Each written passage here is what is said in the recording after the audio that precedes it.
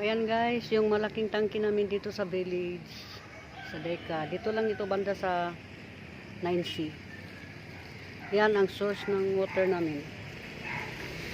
Yan dyan. So ang water namin is deep well. Okay naman siya guys.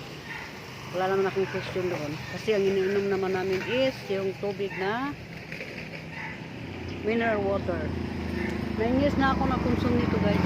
Saka parang lahat yata ng marami dito. Yan o, kalsada dito. Kalsada namin dito kasi pupunta ako sa parlor.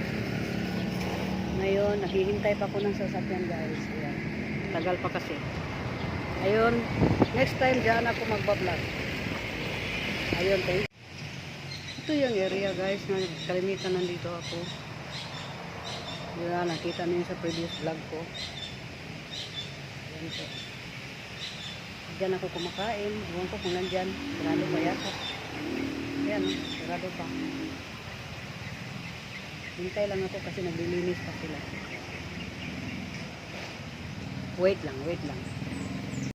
Ayan guys. Oh, ayan, yung mga staff dito guys, ayan oh. Very busy cleaning. Andiyan si Beauty oh, sabi niya hindi pa daw sila i-vlog. Kala niya hindi no. Ayan ang nagmama po. Ayan oh, tingnan mo, tingnan. Tingni, ayan, nahulog na, ayan. Diyos mío, Marimar. Ayan. Huwag na nga ninyo akong bilis. Huwag niyong bilisan. Wala naman tayong hinahabol dyan.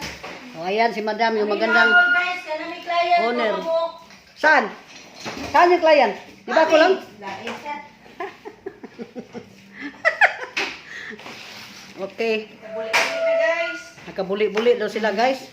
Hoy! Hindi ko na ito edit ha. Fresh ano to ha.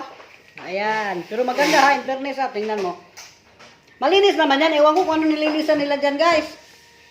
Hindi ko naintindihan. Sorry po.